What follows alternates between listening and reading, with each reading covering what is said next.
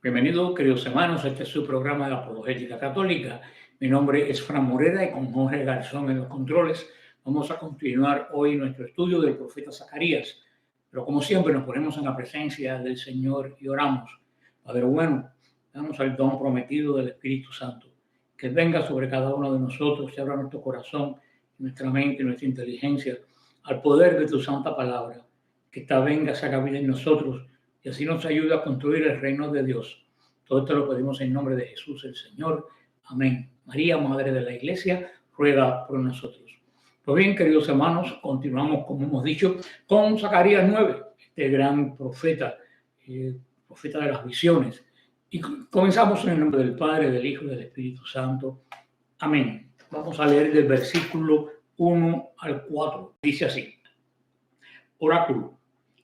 La palabra del Señor está en la tierra de Hadrac. Descansa en Damasco, pues el Señor es el ojo de Aram, como todas las tribus de Israel. También su vecina Hamat, y Tiro, y Sidón, que están sabias. Tiro se ha construido una fortaleza, ha amontonado plata como polvo y oro como barro de las calles. Pero el Señor la despojará, hundirá en el mar su riqueza, y ella será devorada por el fuego. Aquí estamos con estos versículos. La profecía de la palabra del Señor, los dos oráculos que van a componer este resto de Zacarías, pudiéramos decir el 9 al 14, que son los últimos versículos, no tienen fecha, no sabemos en qué tiempo fue dado por el Señor. Pero muchos eruditos piensan que provienen ya estando Zacarías en la vejez.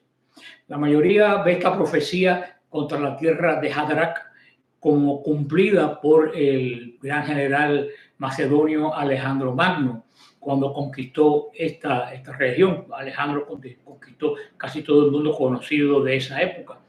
Las ciudades mencionadas en Zacarías trazan la marcha exactamente de Alejandro a través de la tierra prometida en el año entre 332 y 331 antes de Cristo. El Señor debe mirar, dice, a los hombres. En este sentido quiere decir que Dios va a estar puesto, los ojos de Dios van a estar puestos en el instrumento del juicio de Dios. Supuestamente vamos a asumir aquí que es Alejandro Magno. Tiro y Sidón eran dos ciudades principales al norte de Israel, todavía existen como parte del Líbano, se sabe el territorio donde están. Tiro era una importante ciudad comercial, una gran potencia comercial, a la cual se pensaba que era imposible conquistar. Ya hablamos de ella en un momento, que estaba aislada en el mar. Los asirios sitiaron a Tiro durante 5 años, y nunca lograron conquistarla. Nabucodonosor trató durante 13 años de conquistar a Tiro, y Alejandro lo hizo, queridos hermanos, en 7 meses.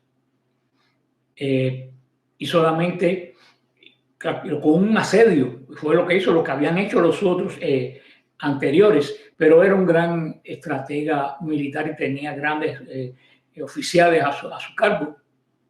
Y luego tomó los escombros de la ciudad vieja e hizo una calzada hasta la orilla de la playa, porque Tiro era como una isla aislada para adentro en el mar. Y esto que hizo Alejandro fue espectacular en cuanto a estrategia militar y también como una estrategia de ingeniería. Fue un gran general conquistador. De hecho, increíblemente, parece raro, los musulmanes lo tienen como uno de sus profetas. Iskanderún le llaman. No sé cómo Alejandro Magno terminó siendo profeta, si fuera pagano, un idólatra pagano, aunque eso no quita que era un gran general. Vamos a ver el versículo 5 al 8, y dice así. Ascalón, al verlo, se espantará. Gaza se retorcerá de dolor. Y también Ecrón, pues agotó su esperanza. Perecerá el rey de Gaza, y Ascalón quedará despoblada. En Asdod habitarán espurios.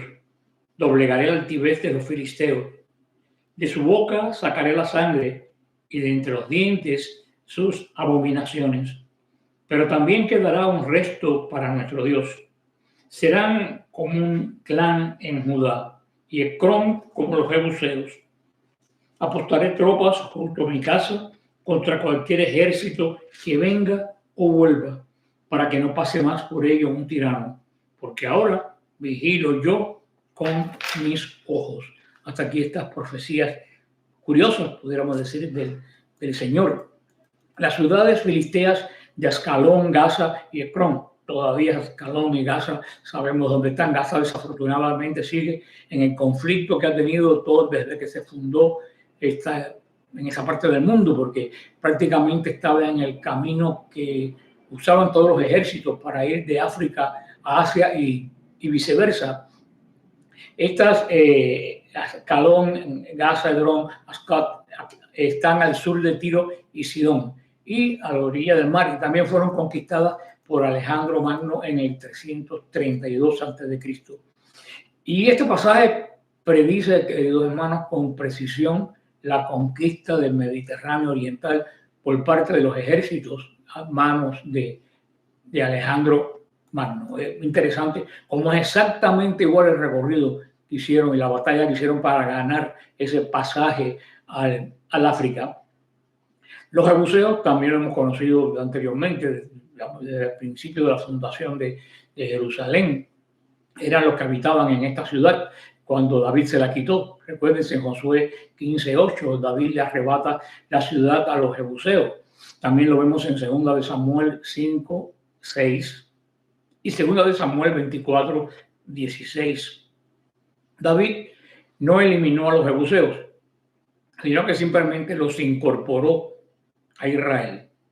Lo mismo sucedería después con el pueblo de Ecrón. Cuando Alejandro Magno marchó a través del Líbano y la tierra prometida a Egipto, que de hecho la conquistó y fundó la gran ciudad que existe hasta hoy de Alejandría, es un gran imperio, no atacó a Jerusalén. Curiosamente, Jerusalén no estaba en su plan. Dios prometió proteger y perdonar su casa durante ese tiempo. Y cuando Dios promete algo, lo hace. Y lo hizo a través de una cantidad de cadenas de eventos que se relacionaron con Alejandro Magno y con el sumo sacerdote. Muy curioso. Esto nos lo recuerda el gran Josefo Flavio en su libro Antigüedades, en la página 11:8, y también este relato del encuentro de Alejandro con el sumo sacerdote es, como dije, bien curioso. Alejandro, cuando hubo tomado Gaza, lo primero que hizo fue apresurarse a subir a Jerusalén y a Dubá. El sumo sacerdote, cuando escuchó eso, estuvo con una angustia tremenda y con un terror, no podemos imaginar. El ejército que llegó casi hasta la frontera de la India, que derrumbó el gran ejército persa, estaba en el territorio de Israel. Y ya también el rey estaba disgustado por la anterior desobediencia también de este pueblo. Por lo tanto, el gran sumo sacerdote ordenó que se hicieran súplicas y que se unieran a él para ofrecer sacrificios a Dios, a quien rogaba que protegiera a la nación y librara de estos peligros que venían. Vemos que aquí hizo lo que tenía que hacer un gran sacerdote, un jefe espiritual de su iglesia.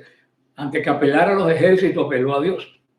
Y el gran ejército de Dios era el pueblo de Israel. Y le pidió al pueblo de Israel que orara y ayunara.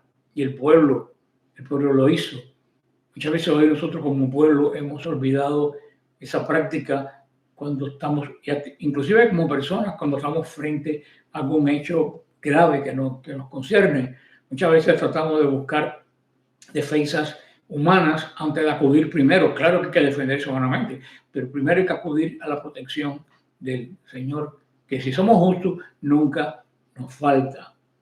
Y Dios le advirtió en un sueño que le sobrevino después de haber ofrecido el sacrificio. Se hizo todo como se pidió, se hizo el sacrificio, vino sobre él la palabra de Dios en un sueño y le dijo que se animara, que adornara la ciudad y que abriera las puertas y que todo el mundo apareciera con vestiduras blancas.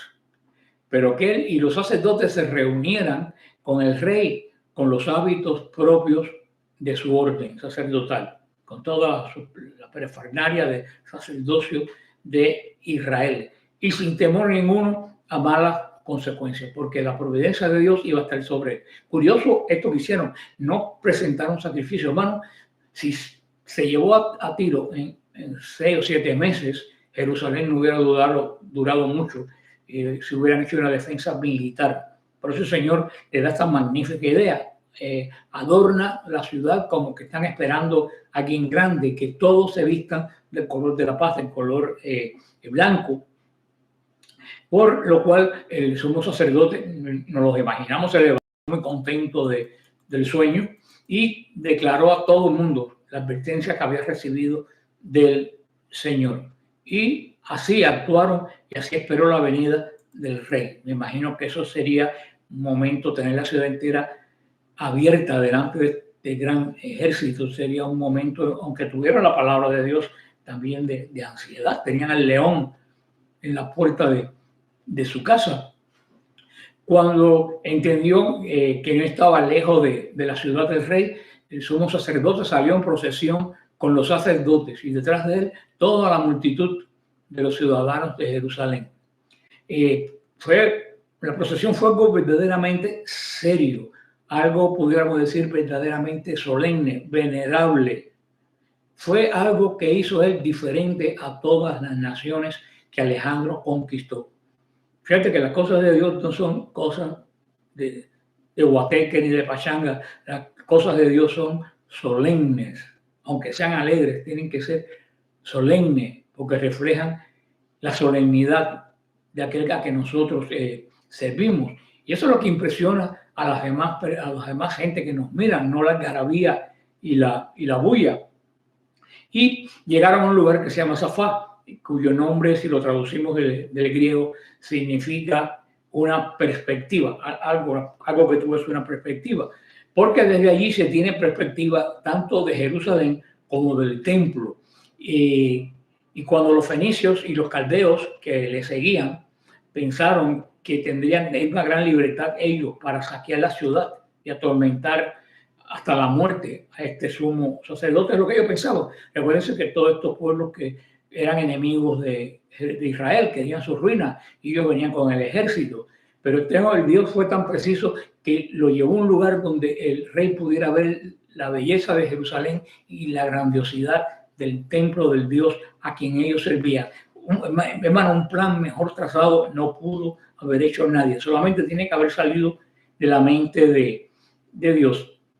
Y esto es la gente que venía con ánimo de acabar con Jerusalén, cuando vio que Alejandro no se lo prometía, se disgustaron tremendamente.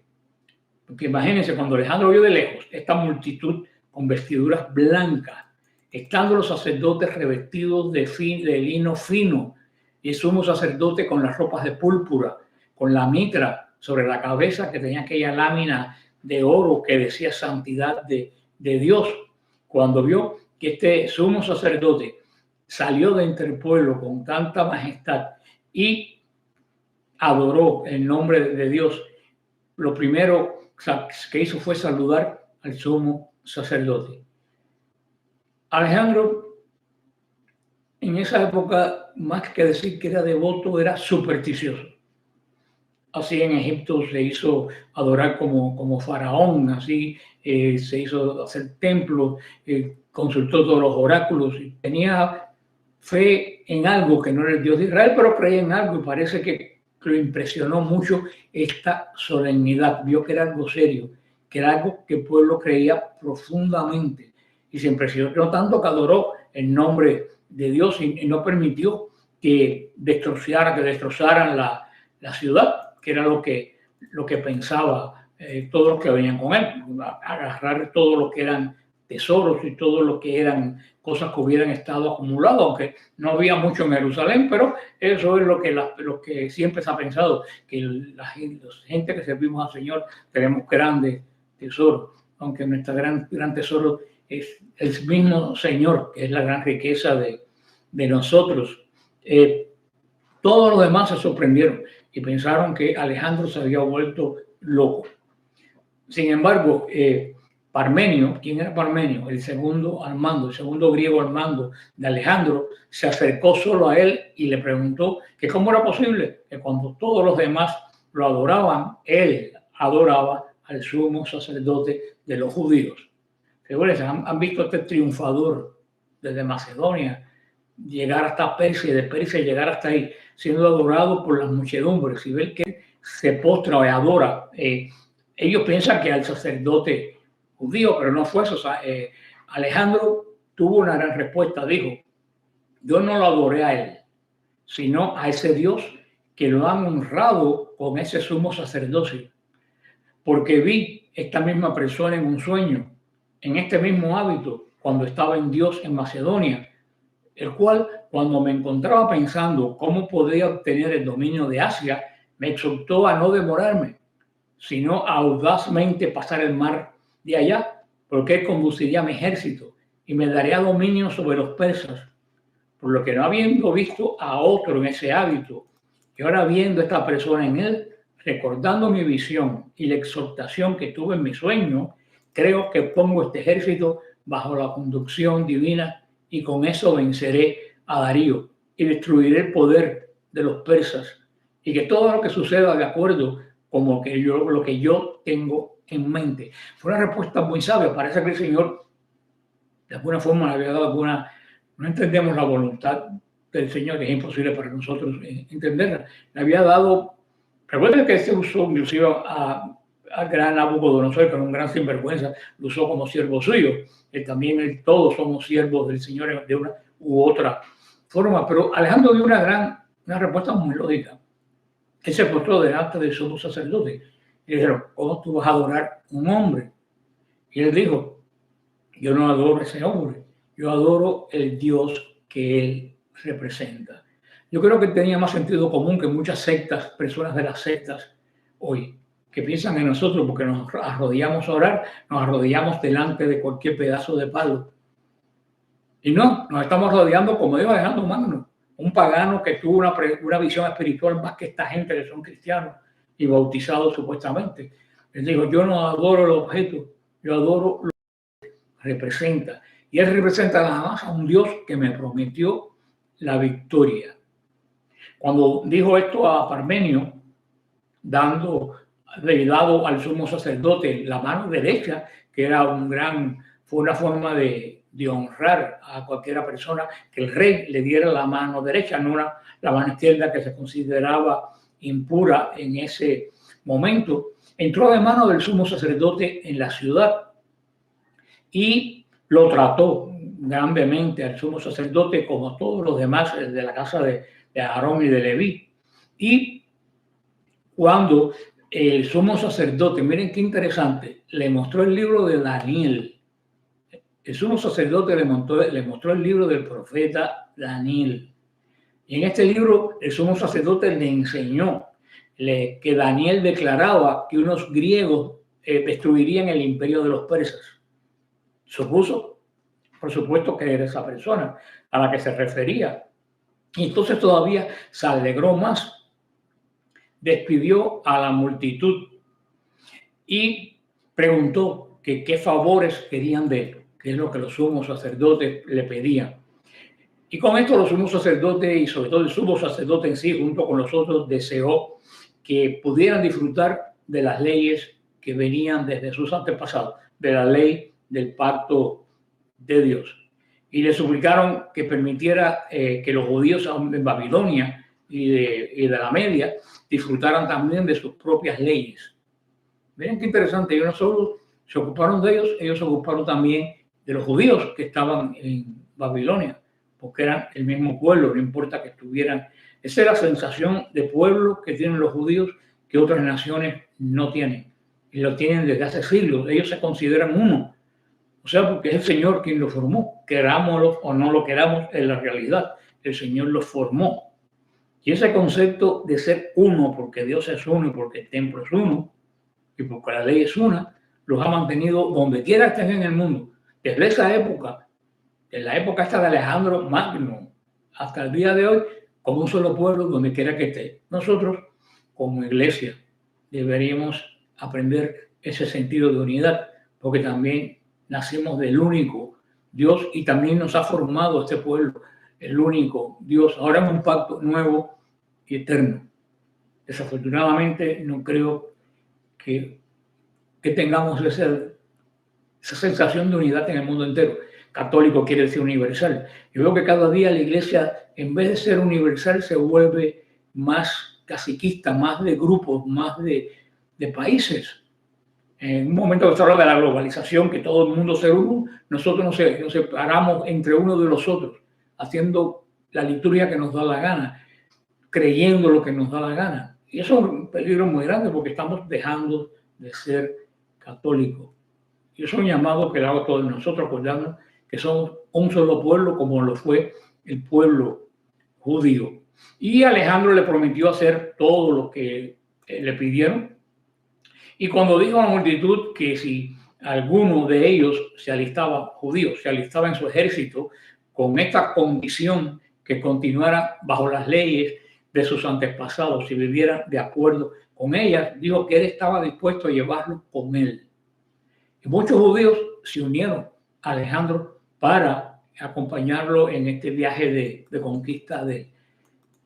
Por supuesto, la gente de la secta van a decir, ¿dónde está eso? No, no está en la escritura, está en la historia. Pero resulta que hay algo que ellos desconocen. Estas personas de las sectas y otras iglesias conocen mucho de la Biblia, muchas veces equivocados, pero tienen conocimiento bíblico, pero no tienen conocimiento histórico. Y ellos saben que también la historia es la obra de Dios. Por eso la palabra de Dios y la historia se complementan, porque la palabra de Dios está metida dentro de la historia. No es una palabra disociada de lo que es la historia. Ahora el versículo 9 y dice así: regocíjate, hija de Sión, y grita de júbilo, hija de Jerusalén. Mira, tu rey viene hacia ti, es justo y victorioso, montado sobre un asno, sobre un borrico, cría de asno. Hermano, esta profecía es fundamental para nosotros, los cristianos, y yo la cito siempre cuando hablamos del Domingo de Ramos.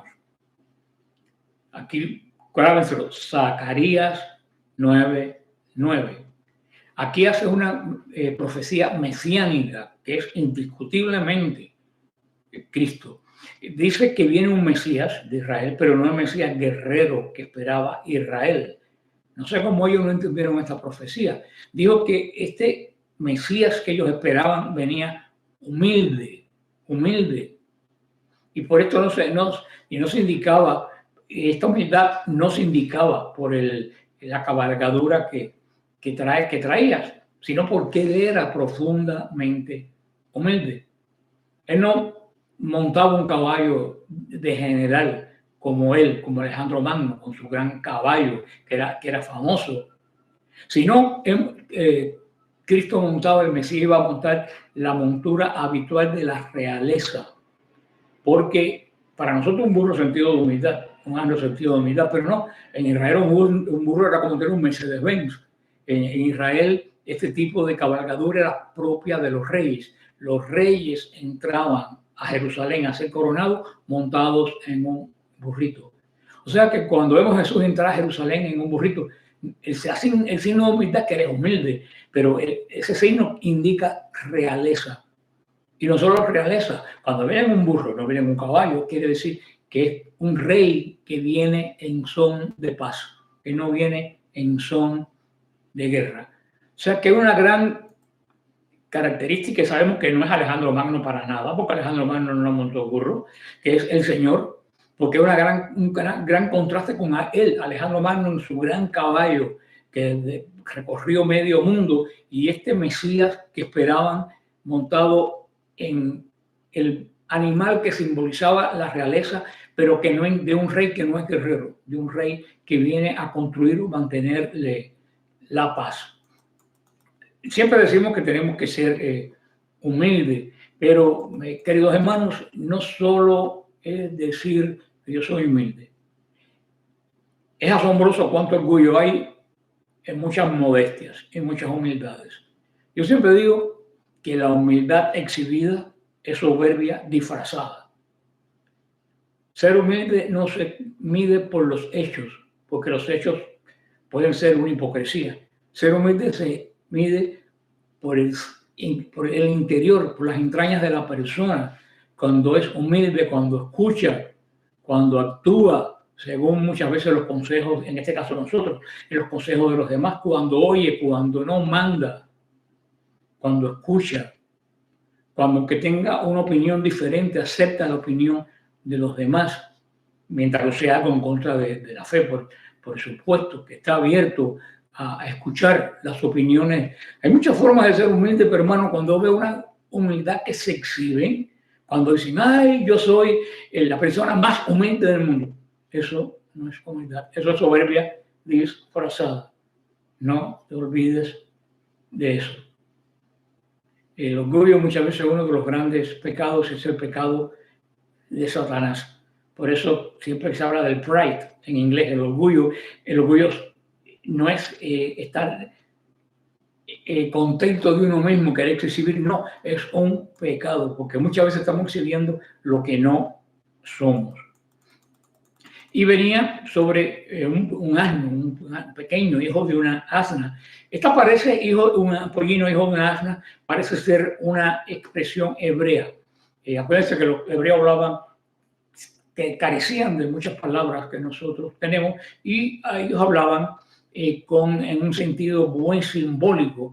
Y parece que es una expresión hebrea que parece una redundancia, pero que está diciendo que era un animal de raza pura.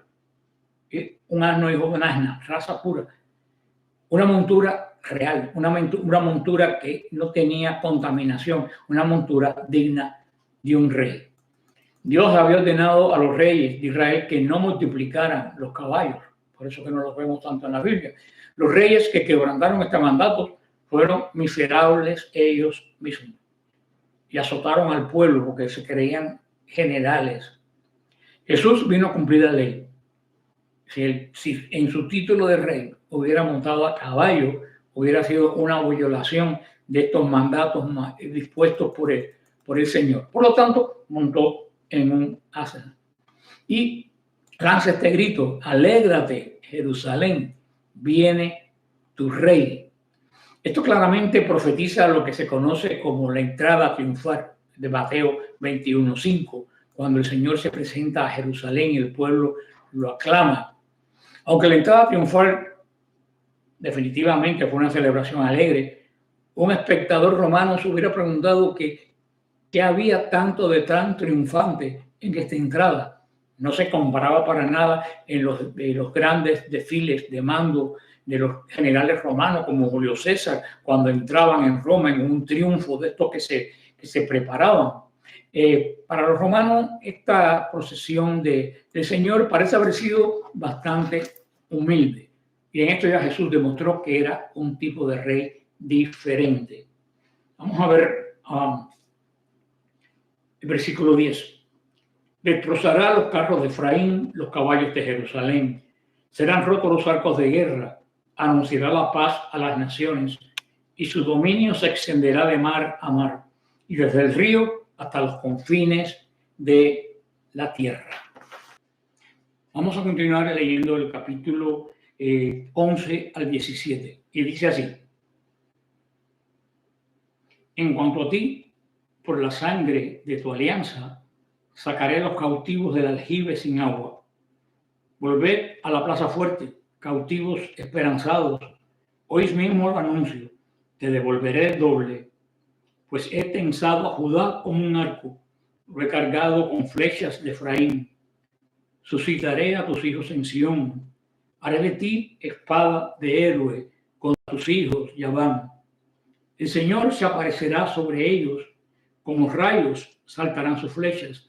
El Señor Dios hará sonar la trompeta y avanzará ante las tempestades del sur. El Señor de los ejércitos los protegerá. Comenzarán y pisarán las piedras de honda. Beberán su sangre como vino. Rebosarán como copas, como los bordes del altar. Aquel día el Señor su Dios los salvará. Salvará a su pueblo como un rebaño, pues son piedras de corona que brillan en el suelo. cuánta bondad y cuánta belleza. El trigo de lozanía a los jóvenes y el mosto a las doncellas. Así termina este hermoso capítulo de Zacarías. Aquí Dios habla de la sangre del pacto. Dios actúa hacia Israel a través del pacto. Lo hemos hablado continuamente. Toda la obra de Dios de Israel y de Israel con Dios se refiere y se guía a través del pacto hecho con Moisés. Si tú quitas el pacto de Dios con Moisés, todos los libros de Israel, de la Sagrada Escritura, no, son como un collar que pierde el hilo, son perlas regadas por todos lados. Aquí le recuerda que tiene un pacto, y ese pacto, como lo dice también, lo dice en Éxodo 24, 1 al 8, también le dice que se vuelva a Dios, que tiene un compromiso con Dios, que tiene que cumplir. Y pone, por ejemplo, que como si se hubieran caído a una cisterna, un aljibe que está seco, profundo, y que si alguien no los oye, los ve, no se mueren ahí. Por eso dice que lo va a sacar, no que haya agua que puede nadar arriba, no, de lo profundo que hayan caído, Él los va a sacar, porque vaya que si Israel cayó en una profundidad cuando abandonó a su Dios por otros dioses. Debido a su promesa de fidelidad, el Señor es fiel. Siempre el Señor es fiel. Si alguien rompe la alianza, somos nosotros. Debido a esta promesa, incluso los prisioneros son prisioneros de esperanza. Sin la promesa, somos prisioneros sin esperanza. Con la promesa, somos prisioneros que esperamos la redención, esperamos la libertad. Por eso, tener esta promesa, tener este pacto con Dios, que ellos lo tenían por la circuncisión, nosotros lo tenemos por el bautismo, nos da la promesa que vamos a salir de cualquier cisterna, de cualquier hueco que hayamos caído. Y eso nos tiene que dar, queridos hermanos, fortaleza espiritual, que es lo más que necesitamos en estos tiempos. Después dice que ha estirado el arco, Judá es como un arco que se ha usado mucho, y él lo reconoce, dice, te he estirado al máximo, Judá, te lo merecías, pero te he estirado duro. Por eso voy a despertar también contra ti a los hijos de Grecia. Todavía le faltaba mucho a Israel en el camino de volver al pacto. Esto se cumplió parcialmente en los días de los Macabeos, cuando Dios levantó a los judíos para luchar contra los sucesores del imperio de Alejandro. No fue con Alejandro, pero fue con su imperio más adelante en los Macabeos. Sin embargo, tal parecía que la promesa estaba por llegar. Estaba por supuesto por llegar porque el cumplimiento de esa promesa es Cristo. Es el cumplimiento de todas las promesas que han habido y que pueden haber. Y dice algo que me encanta: el Señor tocará la trompeta. En Israel se tocaba la trompeta, sobre todo, más importante, el día que se anunciaba el jubileo. Clásico de la trompeta, era cuando se anunciaba que Dios perdonaba todas las deudas de Israel. Igual que se tocaba en el Yom Kippur, cuando Dios perdonaba todos los pecados del año. Por eso que este toque de trompeta del Señor es que está anunciando que Él está dirigiendo la batalla, pero que a la larga todas nuestras deudas van a estar pagadas. Esa era el pueblo que Israel estaba llamado a hacer una guerra santa en nombre de Dios, no en nombre de ellos, sino guiados únicamente por un Dios real, un Dios que también es Dios de misericordia. Y Dios aclara quién pelea. Él dice, aquel día Dios, su Dios, los va a salvar. Ese Dios que nos va a salvar es Jesucristo, que dio la gran pelea por nosotros contra el diablo y contra el pecado. Y termina con una exhortación hermosa de alegría, como en otros pasajes, del que habla del reino de Dios, cuando dice todos los jóvenes y las doncellas se van a alegrar como si hubiera mucho vino, mucho trigo, mucho que comer, mucha bendición y prosperidad. Eso lo logramos al final cuando el Señor venga a restituir todo y devolverle a Dios ya la creación sin pecado. Que el Señor nos encuentre ese día en ese grupo, es lo que te deseo. Por eso mantente sobre la roca. Aquí está la promesa de que las puertas del infierno no prevalecerán. Que el Señor los bendiga y los guarde. Amén.